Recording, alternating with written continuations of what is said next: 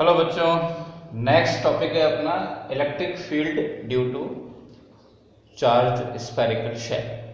Gauss's theorem की application चल रही है, ये उसका सेकंड वाला पॉइंट है। ठीक है, चार्ज स्फेरिकल शेल। देखो, पहले एक फंडामेंटल बात सुनते हैं, उसके बाद में बात करते हैं। दो बॉडीज की बात कर रहा हूं,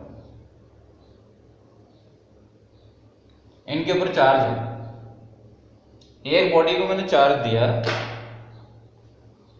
कहां पर है ये? केवल सरफेस पर है, आउटर सरफेस पर, बॉडी के आउटर सरफेस पर चार्ज है, अंदर नहीं है। अंदर नहीं है, और इस बॉडी के अंदर मैंने चार्ज दिया तो पूरे वॉल्यूम में सरफेस पर भी है और पूरे वॉल्यूम में चार्ज फैला हुआ है। क्यों? यहां पे चार्ज बिल्कुल नहीं है। यहाँ पर चार्ज क्यों नहीं है? और यहाँ पे पूरी बॉडी में, पूरे वॉल्यूम में चार्ज फैला हुआ है, डिस्ट्रीब्यूटेड है। ठीक है, कारण समझो। ऐसा कब होता है? आइदर ये बॉडी हो होलो,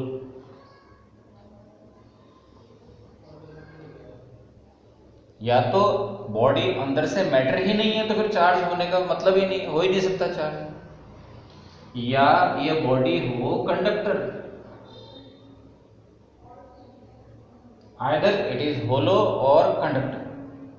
तो कंडक्टर में खास बात है, ये तो आपको समझ में आ गया कि होलो में अंदर चार्ज क्यों नहीं होता है। होलो बॉडी है, अंदर मैटर ही नहीं है, तो चार्ज कैसे होगा? यदि बॉडी कंडक्टर है, मेटल है, कॉपर, एल्यूमिनियम, सिल्वर की, आयरन की बनी हुई है, तो क्या होगा? तो मेटल के अंदर एक प्रॉपर्टी होती है कि सपोज अंदर चार्ज था, वो रिपल्सिव फोर्स एक्सपीरियंस कर रहा था।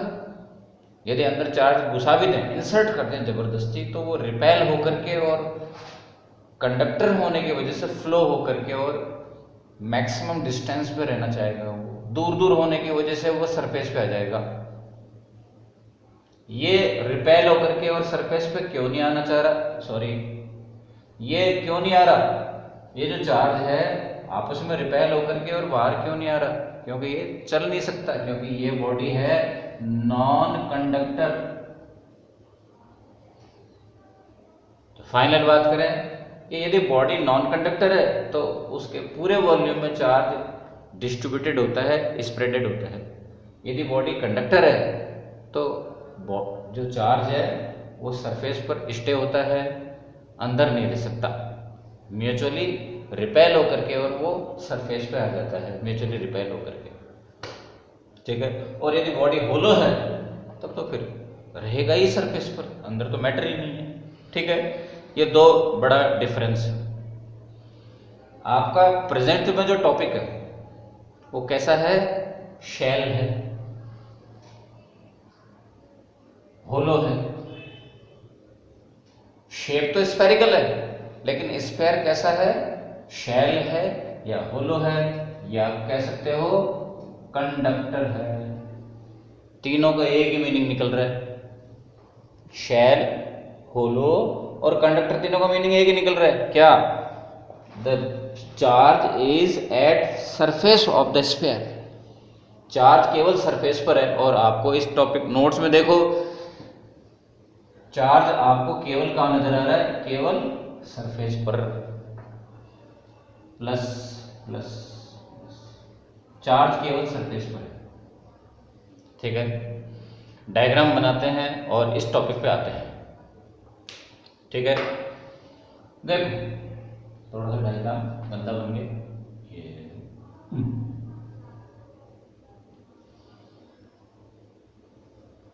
देखो, ये चार्ज बॉडी है, स्फेरिकल बॉडी है। बॉडी का रेडियस कैपिटल आर है। करना क्या है? टारगेट क्या है? पॉइंट पी पर इलेक्ट्रिक फील्ड का वैल्यू पता करना है। पॉइंट पी पर इलेक्ट्रिक फील्ड का वैल्यू पता करना है। और स्फीयर के सेंटर से पॉइंट तक का डिस्टेंस कितना है? Small R. ठीक है, बोलो स्मॉल आर और कैपिटल आर में से कौन लार्जर है? The small R is greater than capital. क्यों? पॉइंट कहाँ पर है? आउटसाइड है। तो आपका इस टॉपिक का first point, when the point P is at outside of the sphere. Okay, अब अपन लोग गाउस थ्योरम की एक डिमांड है। गाउस थ्योरम की डिमांड क्या है कि जिस पॉइंट पर फील्ड पता करना है उस पॉइंट से पास होना चाहिए गाउसियन सरफेस। गाउसियन सरफेस की दो डिमांड, दो क्वालिफिकेशन, दो अच्छी बातें होनी चाहिए गाउसियन सरफेस में, ठीक है। एक तो ऑब्वियस है, इट शुड बी क्लोज्ड। ये तो फंडामेंटल बात है। यदि गाउसियन सरफेस क्लोज नहीं है तो गॉस थ्योरम ही एप्लीकेबल नहीं होगा। दूसरी बात कि गॉसियन सरफेस है वो रेगुलर शेप की होना चाहिए। तो अपन ने कौन सी शेप की गॉसियन सरफेस ली है? स्फेरिकल। क्यों लिए अपन ने स्फेरिकल? क्योंकि स्फेरिकल लेने से अपना काम इजी हो रहा है।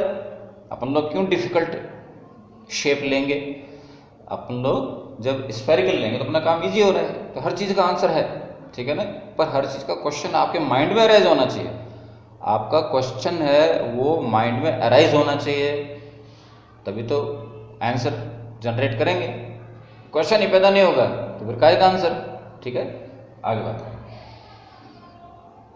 गॉसियन सरफेस में एक बात और होना चाहिए, वो क्या कि it should pass through the point, which point on which the electric field is to be found out. Okay, diagram समझ आ गया। डॉटेड लाइन की रेड कलर का सर्फ कौन है? स्फेरिकल गॉसियन सरफेस है। ब्लैक कलर का कौन है? चार्ज्ड स्फेरिकल बॉडी है। ये ध्यान से समझना चाहिए। ओके, नेक्स्ट स्टेप क्या है? इलेक्ट्रिक फील्ड और एरिया वेक्टर की डायरेक्शन शो करें। इलेक्ट्रिक फील्ड की डायरेक्शन इस पॉइंट पर किधर है? बोलो, इस एरो का लॉजिक क्या है? इधर क्यों जा रहा है? अवे, ठीक है, it is away from the body. Okay, area vector की डायरेक्शन किधर होगा? इस एरिया का जो वेक्टर है, इस एरो का लॉजिक क्या है? It is perpendicular to the surface. बोलो, एरिया वेक्टर सरफेस से परपेंडिकुलर है कि नहीं? बिल्कुल है। आप कहोगे ये तो यहाँ पे है, कहीं और बताओ। बोलो, ये एरो किधर जा रहा है? Away from the body, charge body. ये वाला एरो किधर जा रहा है? Perpendicular to the surface. कहीं भी बना लो, थीटा कितना आएगा? 0, ठीक है। थीटा 0, थीटा कितना आ रहा है? दोनों के बीच में एंगल 0। सिंपल। ये आपका जो यहाँ तक का प्रिपरेशन हो गया, ये बहुत ज़्यादा इम्पोर्टेंट है। इसके बाद में तो रॉ मटेरियल तैयार है, बस अब तो प्रोसेस करना है उसको, और प्रोसेसिंग बिल्कुल सेम है। दोबारा रिपीट करूँ, जो अपन ने पिछला टॉपिक स्टार्ट करने से जस्ट पहले बात करी थी कि आप फ्लक्स के दो फॉर्मूले लिख लो। एक तो डेफिनेशन वाला E A cos थीटा, कहां से आया ये? डेफिनेशन, फ्लक्स की डेफिनेशन से। एक फॉर्मूला और है, कौन? Gauss theorem. And Gauss theorem says that phi equal to summation Q in divided by F. ये कौन है? इस पूरे गाउसियन सरफेस के अंदर, इस पूरे गाउसियन सरफेस के अंदर जो चार्ज एनक्लोज्ड है वो कौन है? समेशन क्यू इन। इस गाउसियन सरफेस में कितना चार्ज एनक्लोज्ड है? वही जो स्फीयर पे है। स्फेरिकल बॉडी पर कितना चार्ज है? कैपिटल क्यू सपोज, ठीक है ना। बोलो जी, क्या वैल्यू पुट करूं? कैपिटल क्यू अपॉन एप्सिलॉन, ठीक है। इधर ई का वैल्यू क्या पुट करें? ये तो पता करना है, वैल्यू थोड़ी पुट करेंगे। ए का वैल्यू क्या पुट करें? तो आप सोचोगे what is a? A is area of the Gaussian surface. ध्यान देना, what is capital A in this formula? A is the area of the Gaussian surface. और गॉसियन सरफेस का शेप कैसा है? स्फेयर। स्फेयर का एरिया का formula क्या होता है? 4 पाई आर स्क्वायर। ये मैंने लिखा 4 पाई आर स्क्वायर। कौन सा वाला आर? गॉसियन सरफेस का रेडियस, क्योंकि एरिया है ही गॉसियन सरफेस का, गॉसियन सरफेस का रेडियस, न कि स्फेरिकल बॉडी का रेडियस नहीं होना चाहिए। तो इसमें थोड़ा ध्यान रखना। ओके, थीटा का वैल्यू कितना है? 0। कॉस 0 का वैल्यू कितना? 1। अब आपके पास में फ्लक्स के 2 फॉर्मूला तैयार हो गए। इन दोनों को इक्वेट करके और आप आगे बढ़ जाओ, आपका काम हो जाएगा। ठीक है, नोट्स में क्या दिख रहा है? फाइनल बात करें,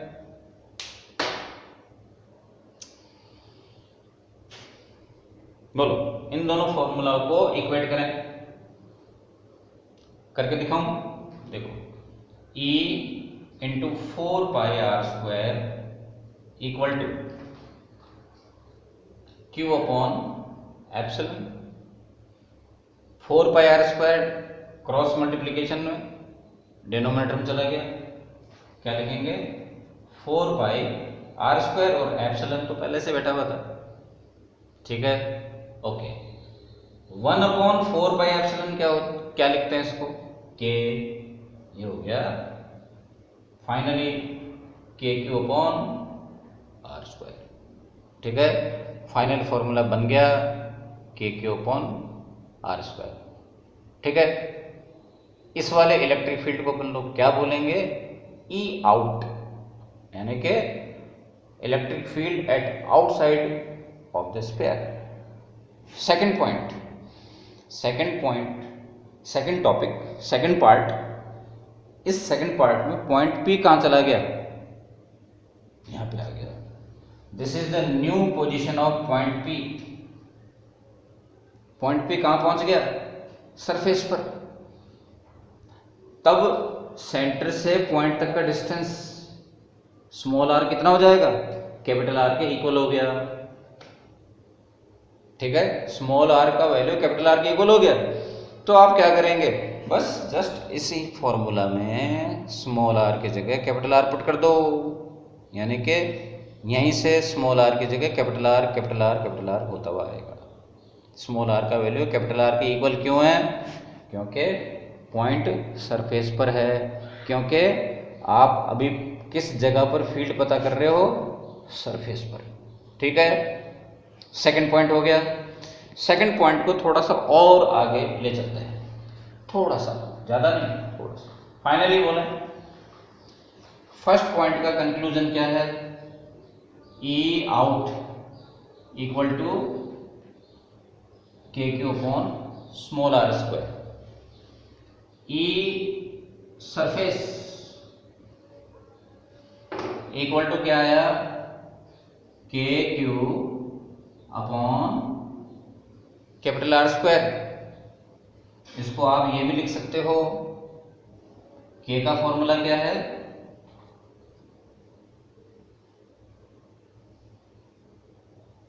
one upon 4 pi epsilon Q R square. के का वैल्यू पुट कर दिया। इस आर स्क्वायर को जरा 4 पाई के साथ लिखो, लिख दिया। 4 पाई आर स्क्वायर क्या है? Area of this spherical body. Spherical body के सरफेस का एरिया है, बॉडी का एरिया है। ठीक है, जिसको मैं राउंड कर रहा हूं, क्या है? Area, sorry, charge upon area. और याद करो, अपने चैप्टर का सेकंड टॉपिक क्या था? Area, sorry, charge upon area क्या होता है? चार्ज अपॉन एरिया को क्या बोलते हैं? सिग्मा। और epsilon as it is sigma upon epsilon आ गया, एक और फॉर्म। ठीक है, ये आपको नोट्स में दिख रहा है।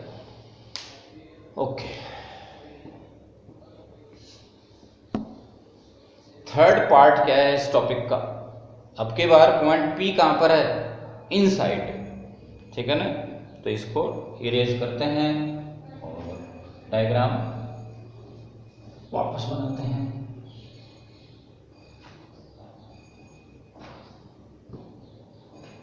थर्ड पार्ट है इनसाइड पॉइंट, ठीक है। बॉडी पर चार्ज कितना है? वही है कैपिटल Q। पॉइंट P कहां पर है? इनसाइड। सेंटर से पॉइंट P का डिस्टेंस कितना है? Small r। अब की बार small r is smaller than capital R, ठीक है। Small r is less than capital R क्योंकि पॉइंट P इनसाइड है। ओके, अब अपन लोग जो गॉसियन थ्योरम काम में लेते हैं, गॉस थ्योरम जो यूज करते हैं, इसको थोड़ा सा इरेज कर देते हैं। गॉस थ्योरम यूज करते हैं अपन लोग, उसके अंदर अपनी रिक्वायरमेंट क्या है, अपने कंस्ट्रेंट्स क्या हैं, अपने बंधन क्या हैं, कि ये जरूरी है कि जो गॉसियन सरफेस है, जो गॉसियन सरफेस है, the Gaussian surface must pass through the point. Gaussian surface, ये कौन है? Gaussian surface. Gaussian surface must pass through the point P where the electric field is to be found out, ठीक है। होगी बात, बहुत अच्छी बात। और इस सरफेस के अंदर जो चार्ज है उसको अपन लोग बोलते आए हैं बहुत पहले से समेशन ऑफ Q इन, ठीक है। इसको क्या बोलते हैं अपन लोग? समेशन Q इन। कितना है समेशन Q इन? तो आप कहोगे कि है ही नहीं। क्यों? सारा चार्ज तो सरफेस पर रह गया, सारा चार्ज तो सरफेस पर है, अंदर तो चार्ज ही नहीं होता। चलो आ जाओ, फ्लक्स के दो फॉर्मूले हैं, एक तो है E A cos थीटा, दूसरा फॉर्मूला है phi equal to summation Q। ये कौन है? Gauss theorem. इसमें समेशन Q का वैल्यू कितना? 0। तो फ्लक्स का वैल्यू कितना आ गया? 0। ये फ्लक्स का वैल्यू इधर पुट किया तो ये सारा 0 में मर्ज हो गया और इलेक्ट्रिक फील्ड का वैल्यू कितना आ गया? 0, ठीक है। पूरा टॉपिक को कंक्लूड करें, पूरा टॉपिक को मैं कंक्लूड कर रहा हूं, ठीक है। E out equal to KQ upon R², E surface equal to KQ upon capital R², ठीक है। E इन इक्वल टू 0, ठीक है। चलो ठीक है, कंक्लूजन तो हो गया। अब क्या करते हैं? ग्राफ बनाते हैं। ग्राफ के ऊपर एक्स एक्सिस पर किसको लेंगे? स्मॉल r, ठीक है। What is small r? Distance of point P from centre of the sphere, ठीक है। यहां पे स्मॉल r कितना है? 0। स्मॉल r का वैल्यू 0 कहां पे होता है? सेंटर पे। सेंटर से सेंटर तक का डिस्टेंस 0।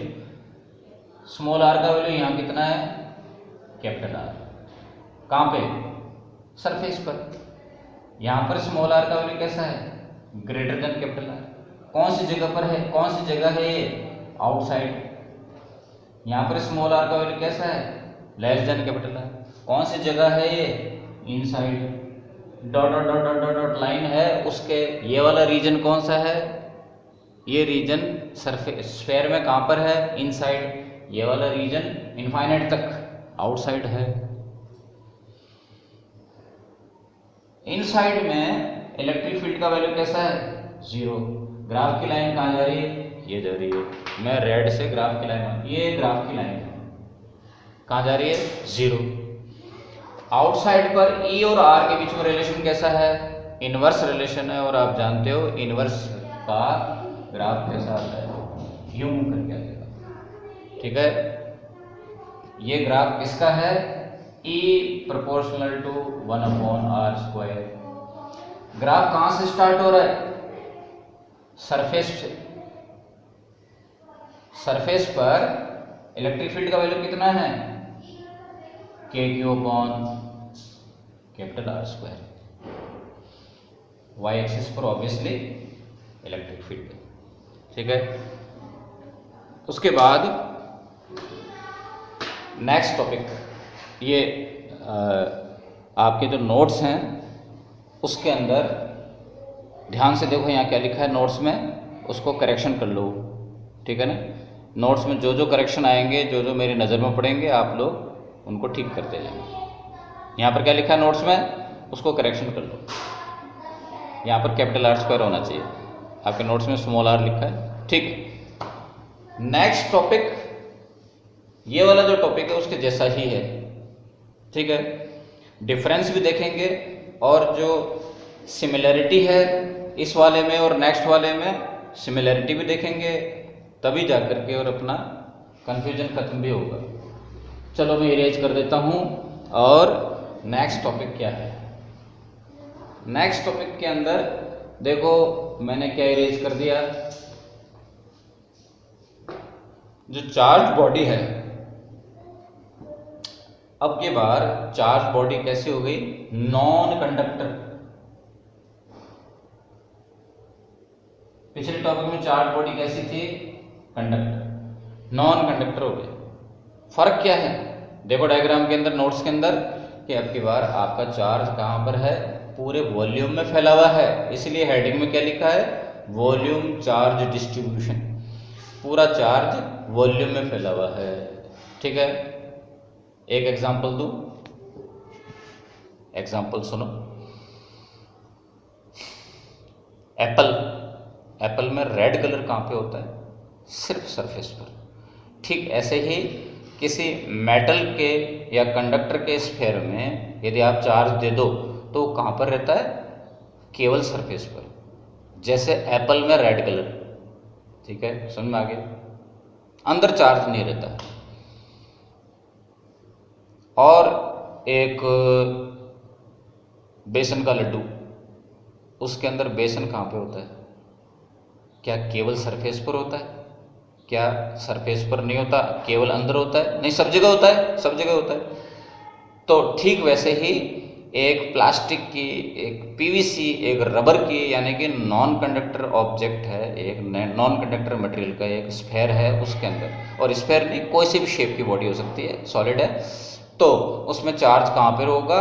सरफेस पर भी और एज वेल एज इनसाइड भी, ठीक है ना। पूरे वॉल्यूम में फैला हुआ होगा चार्ज। डायग्राम बनाते हैं। This is your charge body, spherical है। चार्ज कहाँ पर? आपकी बार पूरे सरफेस पर और अंदर वॉल्यूम में फैला हुआ है। ये कौन है? सेंटर, ठीक है।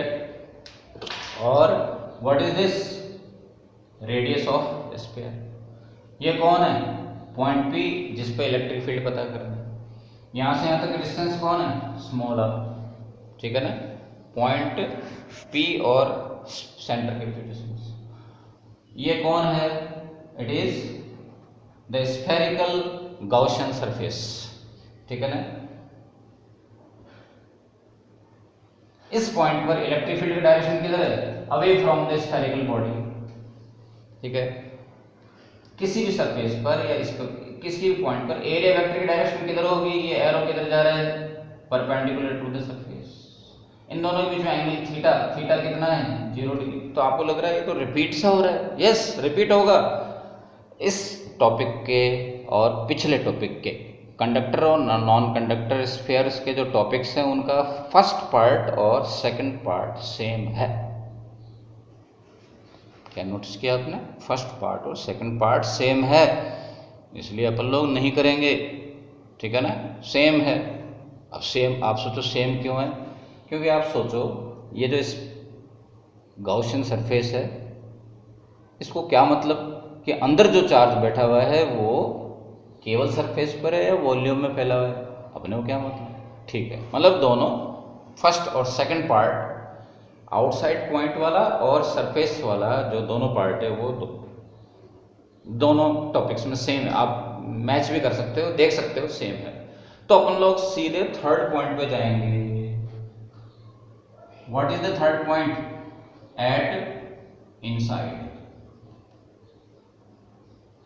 ठीक है, पॉइंट पी को डायग्राम सेट करें दोबारा से। पॉइंट पी कहां पहुंच गया? पूरा डायग्राम इरेज करना पड़ रहा है, कोई दिक्कत नहीं। This is spherical body, black से बनाते हैं, तुम कंफ्यूज होगे, तुम कहोगे कभी क्या कर रहे हो, कभी क्या कर रहे हो। ये स्फेरिकल बॉडी, चार्ज पूरे वॉल्यूम में फैला हुआ है।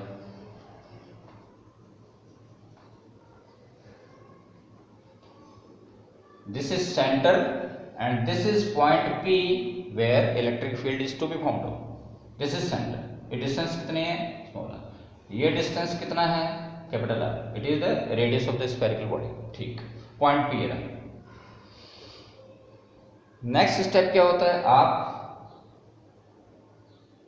गॉसियन सरफेस बनाते हो और गॉसियन सरफेस का कैसा होना जरूरी है? स्फेरिकल, और पॉइंट पी से पास होना जरूरी है। हो रहा है, सब कुछ हो रहा है, ठीक है, ओके।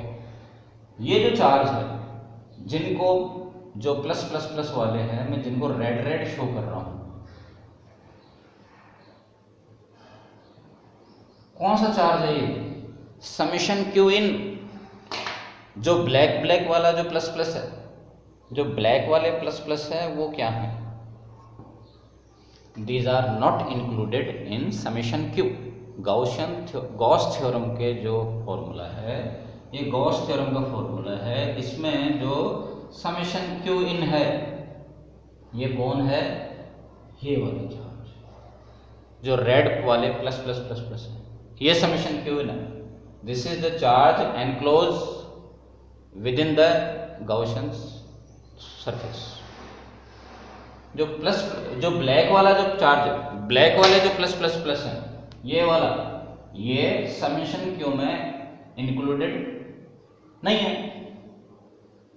तो एक बड़ा टास्क है अपने ये कि समेशन क्यू का वैल्यू पता लगाना है। क्यों? ये वाला टास्क, फ्लक्स के दो फॉर्मूला अप्लाई करते हैं अपन लोग। ये वाला कौन है? डेफिनेशन वाला formula, phi equal to E equal. ये वाला जो स्टेप है, ये तो पिछले टॉपिक्स के जैसा ही इजी होगा, सेम, सब कुछ सेम।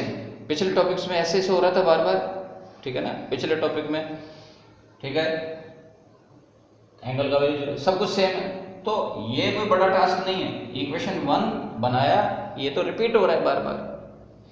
अभी बड़ा टास्क अपना है क्या? समेशन क्यू का वैल्यू पता लगाना है, ठीक है। देखो, साइड में आओ और समेशन क्यू का वैल्यू पता लगाते हैं। देखो, जो चार्ज डेंसिटी है, विच चार्ज डेंसिटी?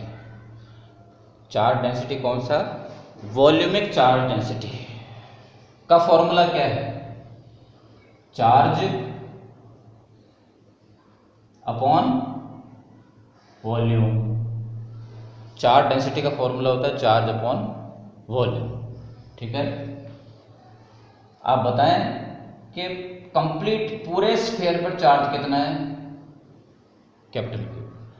पूरे स्फीयर का वॉल्यूम कितना है? 4/3 pi capital R cube. Sphere का वॉल्यूम कितना होता है? 4/3 pi are cube. Capital R क्यों काम में लिया? ये चार्ज किसका है? कंप्लीट स्फीयर का, पूरी बॉडी पर चार्ज। ये वॉल्यूम किसका है?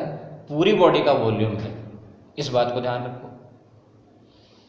आप ये भी कर सकते हो, क्या? ये भी कर सकते हो, गॉसियन सरफेस का वॉल्यूम का चार्ज कितना? गॉसियन सरफेस में चार्ज कितना है? Summation Q. ये समेशन क्यू इन कौन है? इसका चार्ज है। मतलब सीधी सी बात है कि रो का फॉर्मूला क्या होता है? Charge upon volume. कौन सा चार्ज और कौन सा वॉल्यूम पुट करोगे? जिसका चार्ज उसका वॉल्यूम, जिसका चार्ज तो उसी का वॉल्यूम। गाउसियन सरफेस के अंदर चार्ज, गाउसियन सरफेस का वॉल्यूम, गाउसियन सरफेस की रेडियस कितनी है? Small R. तो पूरे स्फेयर की रेडियस, कंप्लीट स्फेरिकल बॉडी की रेडियस कितनी है? Capital R. कैपिटल क्यू क्या है? पूरे स्फेयर पर चार्ज।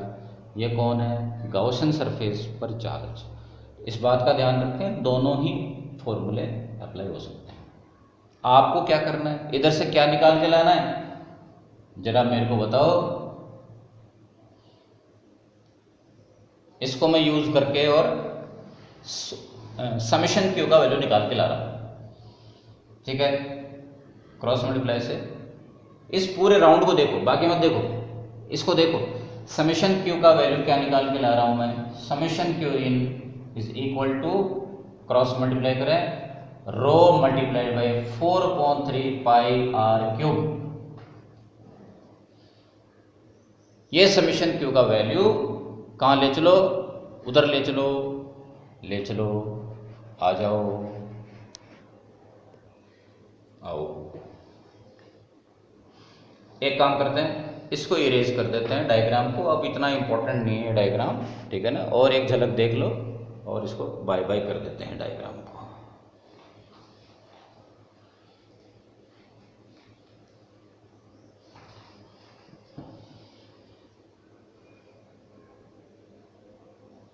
ओके, तो आपके पास में दो फॉर्मूला हैं।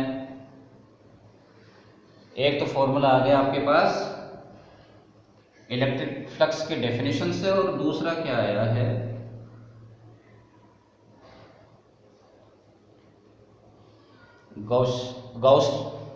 गॉसेस थ्योरम से, ठीक है। ओके, इसमें समेशन क्यू का वैल्यू उधर से, कौन सा? ये वाला। ये समेशन क्यू का वैल्यू यहां से लाओ और इधर पुट कर दो। मैं कर रहा हूं पुट, ये पुट कर दिया, यहीं इरेज करके पुट कर दो। तुम लोग मत करना इरेज पुट कर, है ना। एग्जाम में तुम लोग इरेज कर करके पुट मत कर देना भाई, नहीं तो आपके मार्क्स भी इरेज हो जाएंगे, ठीक है। समेशन क्यू का वैल्यू पुट कर रहा हूं मैं, rho multiplied by 4/3 pi are cube, ठीक है। This is your equation number 2, बराबर। इक्वेशन 1 और इक्वेशन नंबर 2 क्या दे रहे हैं आपको? दोनों ही फ्लक्स की वैल्यू दे रहे हैं। दोनों को इक्वेट कर दो। दोनों को इक्वेट करने पर क्या आया? E multiplied by 4 pi R square equal to rho 4/3 pi are cube upon epsilon, ठीक है।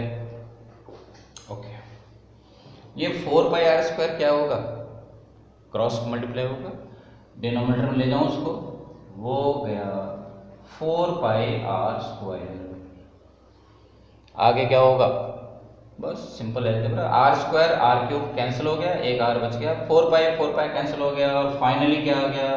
देखो फाइनली क्या आ गया? E equal to rho 3 epsilon और कुछ बच गया, एक आर और बच गया। This is your final formula for electric field at inside point, ठीक है। लेकिन बात यहीं तक नहीं हुई पूरी, अभी एक और कुछ और बाकी है। समेशन क्यू का वैल्यू कुछ और है, यहां से दोबारा से एक और फॉर्मूला वैल्यू लेके आते हैं। देखो जी क्या लाए,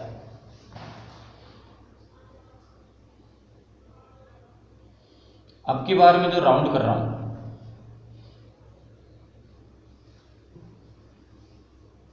यहां से लेके आएंगे समेशन क्यू का वैल्यू, इधर से लेके आएंगे, ठीक है। या ये भी कर सकते हो कि इधर सिग्मा का वैल्यू ये पुट कर दो, sigma equal to Q upon 4/3 pi are cube, ठीक है ना। जैसे आपकी इच्छा हो, क्योंकि ये एलजेब्रा है, और एलजेब्रा में ऐसा कुछ हार्ड एंड फास्ट नहीं होता है कि मैं ऐसे करूं ऐसे नहीं करूं ऐसे करके, ठीक है ना। तो इस बात को समझो आप।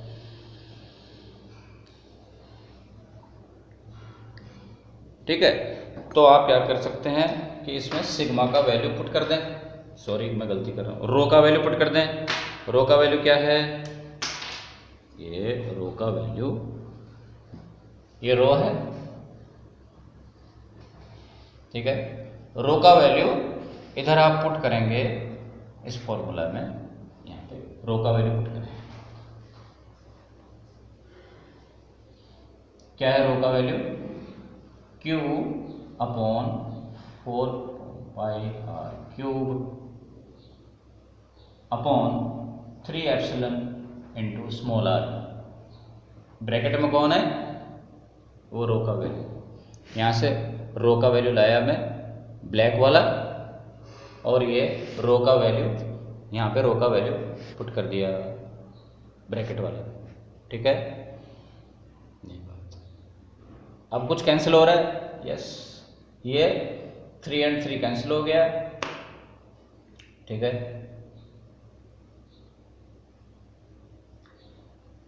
और क्या बच गया, वो तुम्हारे सामने है, ठीक है।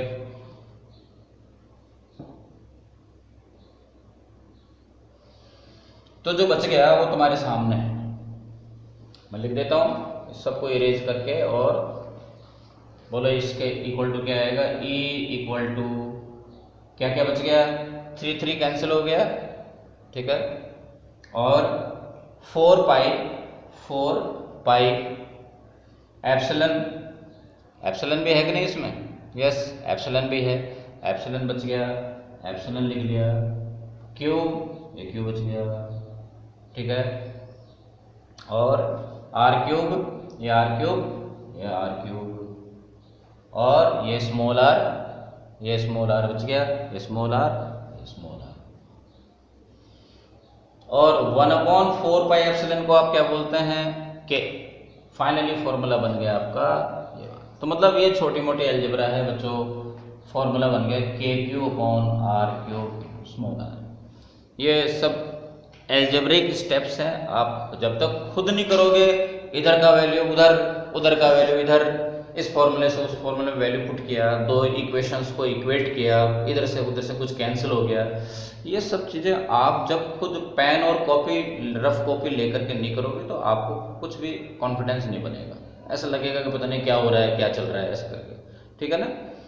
सबसे बड़ा लॉजिक क्या है, फ्लक्स के 2 फॉर्मूला, इलेक्ट्रिक फ्लक्स के आपको 2 फॉर्मूला लिखे, ये वाला कौन है, डेफिनेशन वाला, ये वाला गॉस थ्योरम से।